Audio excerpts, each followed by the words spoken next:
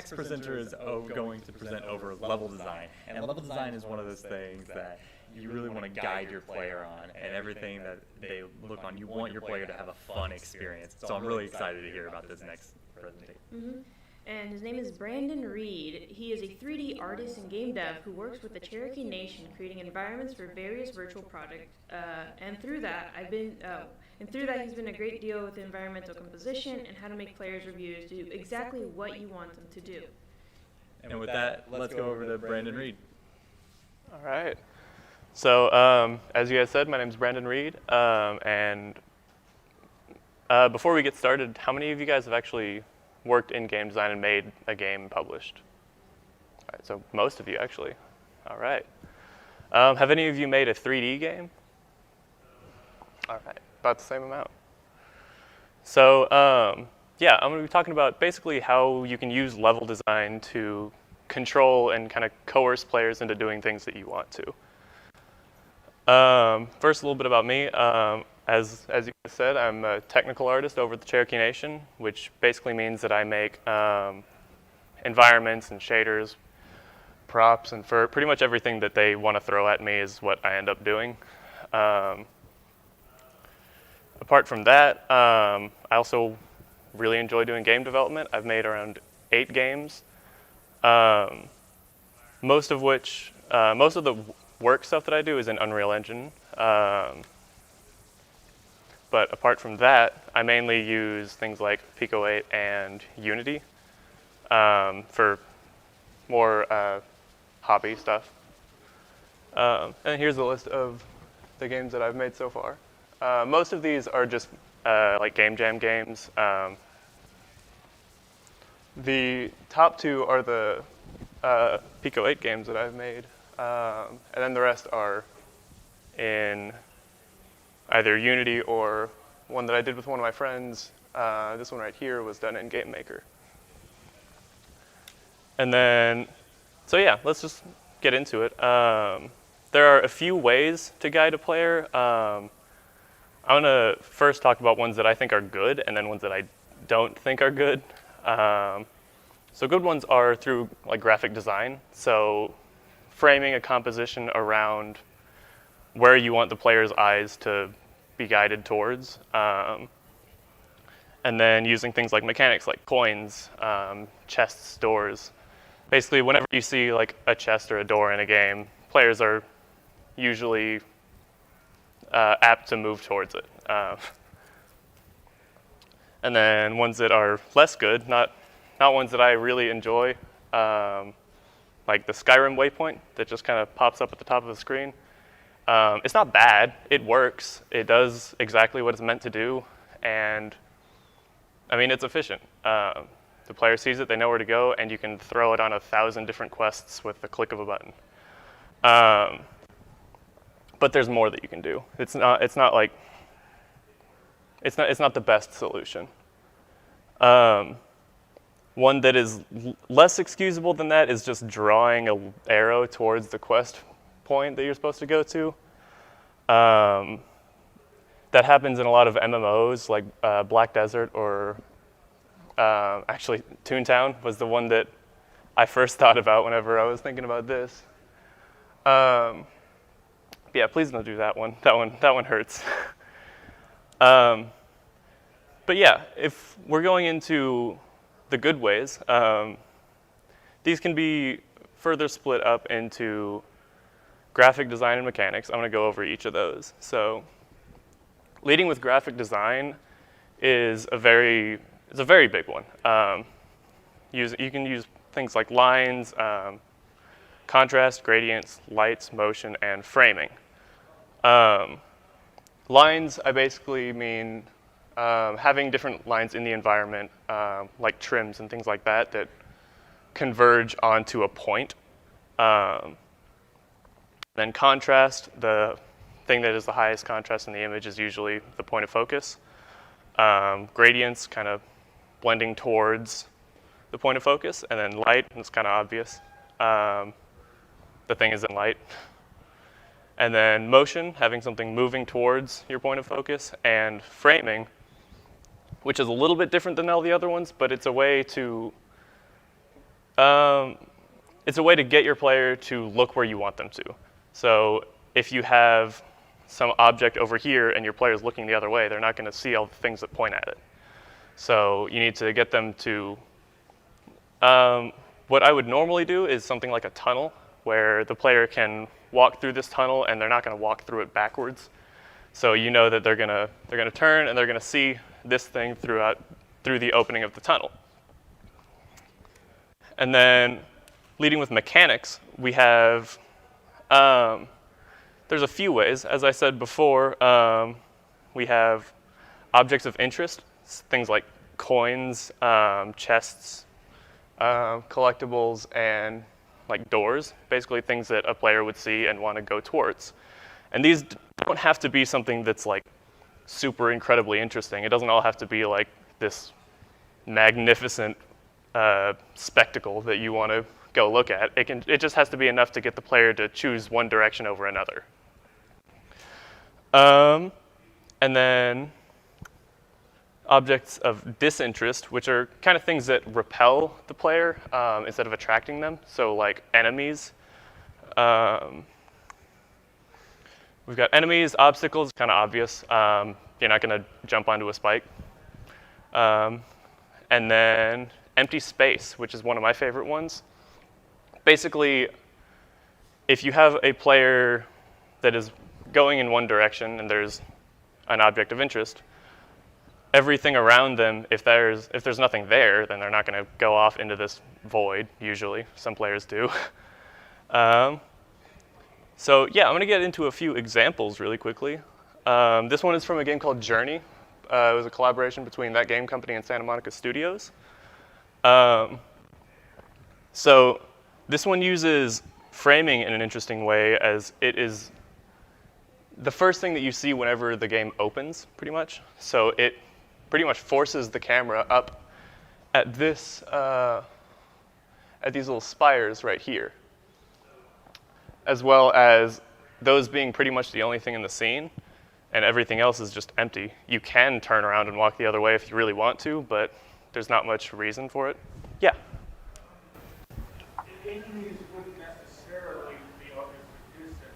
They could be enemies of interest. Yeah, that's true, actually. There are a lot of games where players are attracted towards enemies, where they want to like get power-ups from them. They want to get drops, items, and things like that. That's a good point, yeah. So that makes this kind of like a niche, like, or very narrow, like bullseye. In some cases, like obviously you may beat the game to fight enemies. You can play that way. But other games you have to fight these level ups. You can actually beat the boss at the end or whatever. Yeah. Right, so I suppose it's kind of based on your style game mechanics. And these don't have to be very specific pinpoints. They don't have to be like, I want the player to turn left and right and then walk forward for 30 feet and then turn around and go the other way. It can just be like suggestions. Like there's a game, I'm sure you guys have heard of it, called Breath of the Wild. The place that the vast majority of players go to first without realizing it is, I forget what the place is called. It's the Zora area where all the fish in the water is. Most of the players go there first through just a series of really subtle directions from Nintendo telling the player, like, hey, here's a thing that's interesting, here's another thing. It's just this constant chain of things that guides the player towards Zora's domain. And then back in here, we've got another example from Journey again. A few of the things that guide you towards this, obviously the point of interest is this door here. You've got this gradient coming outwards that kind of converges on the door. And then you've got this great example of lines, these trims right here all converging onto this point as well as here and all of these. Almost every line in this scene converges on that point. And then we've got another example from a game called Abzu. This was from Giant Squid Productions. Both Journey and Abzu they're very linear games, but they were very much focused on guiding the player as specifically as they could. Not every game is going to be as direct as these, but these are very good examples for what I want to talk about. So with this one, I don't have the video of it, but right before you get to this point, there's a shark that comes up from this ridge right here. It will come up, and it will swim away through this hole, right through this little hole right here. And that brings your eye into here. And then the shark will swim back up here to this very out-of-place looking mechanical triangle. And players see that and they're like, okay, what is that? I want to know more immediately. So they'll swim basically sometimes without thinking. Some people will end up just going straight down instead, right to the bottom of the ocean, and there's some secrets in there. But eventually they do end up coming up to see this triangle, to see what's going on here, because it's very out of place. But there's plenty of things in this scene that are guiding your eye towards that triangle, the main one being the motion of the shark. But there's also this gradient going in towards that triangle, and then there's those red lights on the triangle, which that is the first time in the entire game that you've seen the color red. So that catches your eye pretty quickly. And then this is the map from a game called A Short Hike. This is a bit of a different example, but the starting point of this game is right around here. And the game tries to guide you into this main area around here, right? Many players do end up going that way. I did on my first playthrough. That's the first way that I went. But a lot of players don't. You can't always get them to do what you want to. A lot of the players just plunged directly into the ocean, went to these islands. You can't really control that, but the developer, he put things out there for the player to find, things that would be interesting and end up helping them later. A lot of players didn't stop there, though. They went all the way around to the back of the island to this cave right here. And this cave was kind of, he used it as a point of interest because there's not really anything behind the island. So he put this here as a way to say to players, hey, here's something, come look at it, might be interesting. And then it plops them right back at the start, right into the area that he wants them to be at. And then another example that I really like is making the player remember a certain point so that they might want to come back to it later. A great example is in a game called Hollow Knight, where you find these ledges that you just can't quite make it up to. And it's so frustrating. You're sitting there for me, it was like 15 minutes trying to get up to this ledge, and I just couldn't get it. So I carried on, and I went on about my business until I found an item called the Mantis Claw that lets you grab onto walls and jump off of walls. And then I could finally get up there, and it kind of clicked in my head like, oh, that's what they wanted me to do. They didn't want me to bang my head against the wall for 15 minutes. So I was able to get up there after that being drilled into my head that I was not ready for that yet. And then we've got another example of making the player remember a certain area from, if it loads, there we go, from a game called Subnautica. This is the point in the game where you find what's called the continental shelf, where the ocean floor just kind of drops out below you, and you just can't see the ground. Yeah. Oh, there is audio.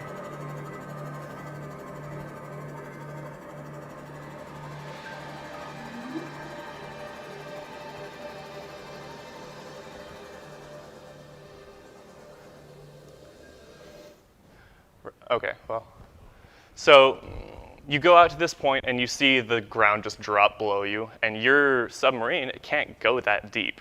You're not able to explore what's down there, and you can't see the floor.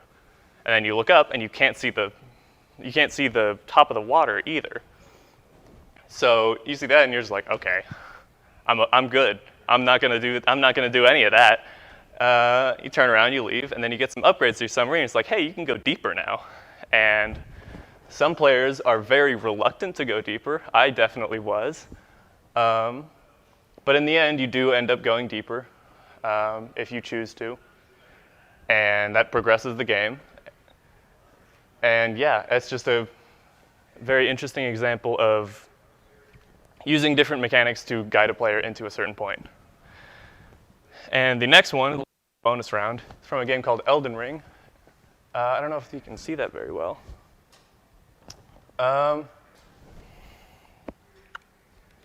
So there are a few things on this screen that are kind of guiding your eye. I don't know if I can see that very well. Is that dim for everyone else?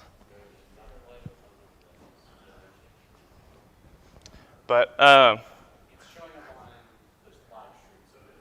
okay, yeah, they get to see. So there's a few things that are guiding the player in towards this. That you've got this vignette that kind of closes in on this tree and these stairs on the left, these stairs leading up towards the exit of this area. And you've also got these little statues going up the side of the stair. And then you've got this golden tree kind of curling in and pointing towards that exit. And if you go through that door, that continues on with the game and you progress. However, if you go down this way into this deep dark hole, you get to go to the combat tutorial. So several players just totally missed that. They didn't get to learn how to fight, which is just classic From Software Dark Souls style. And yeah. So wrapping up, you want to lead players roughly with these attractive and repellent objects, things like graphic design elements, composition, and these repellent objects such as spikes and things that the player typically avoids. And then you want framing, basically finding a way to get that shot, get the player to see what you want them to see. And don't be like MMOs. Don't just draw a line to the point, to the objective. You can, but please don't.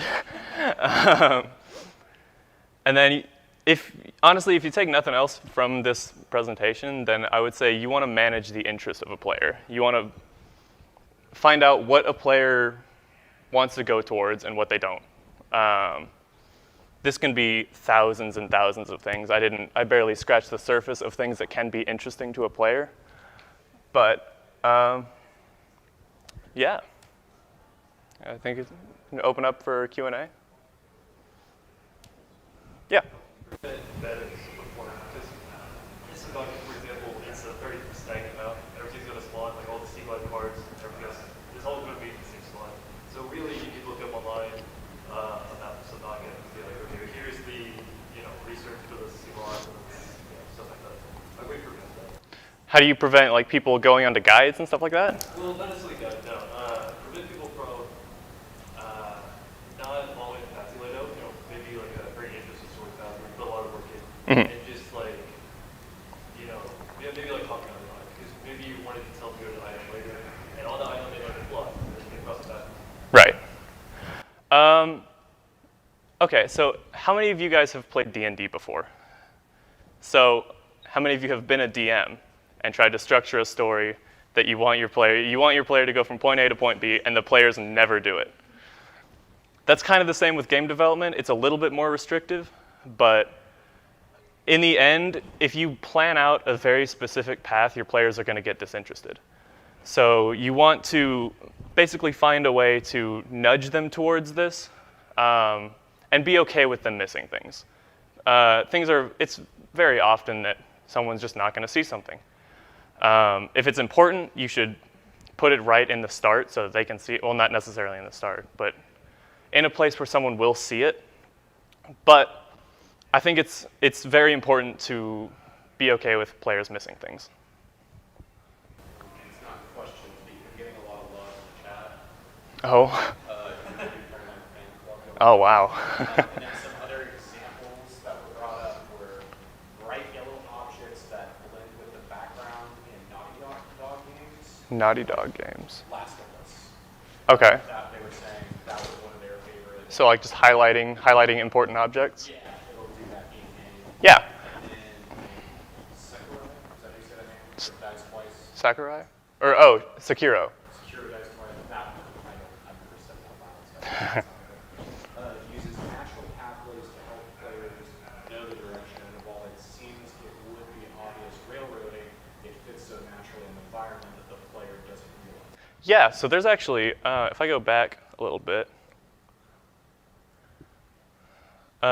over to right here, we've got, in this game right here, a short hike.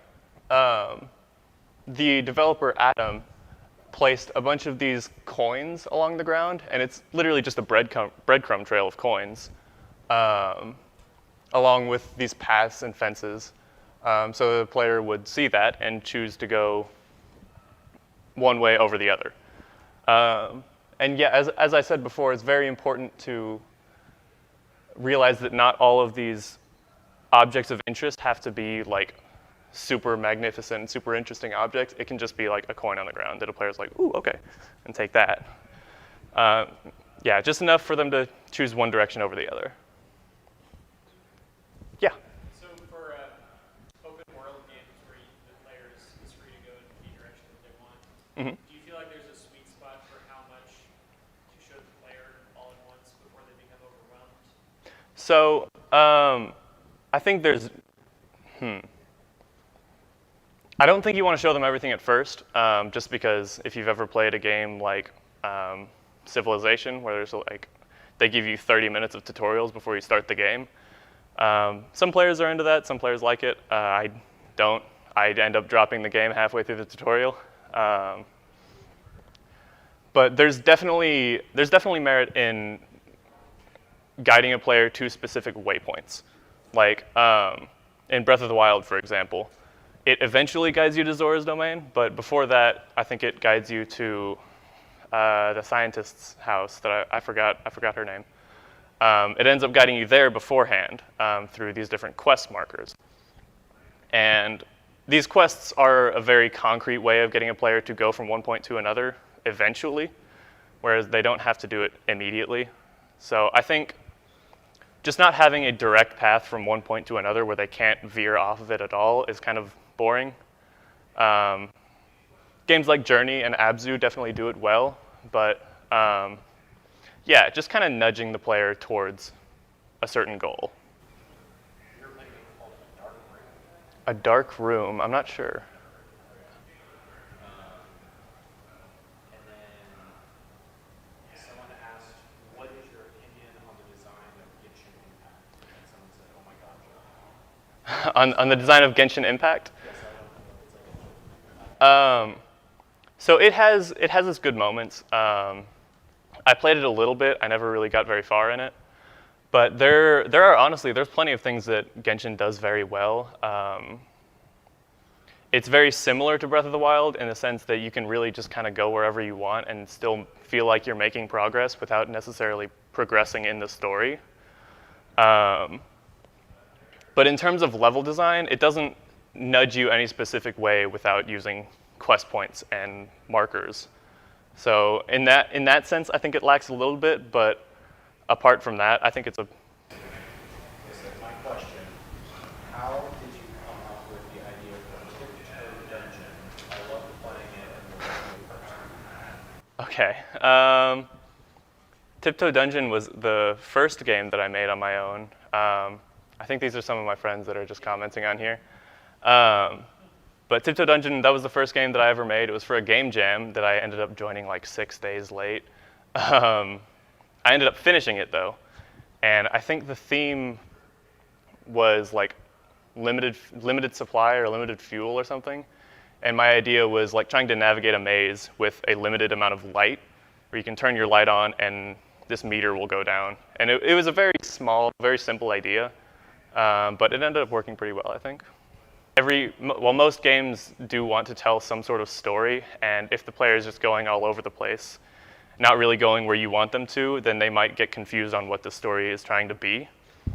I think it's less important in games like Hollow Knight, where the story is it takes a very background role. where all of the story that you find is through these like sign postings and stuff like that. But I think the big drive for that is going to be just getting them to understand the story that you're trying to push to them.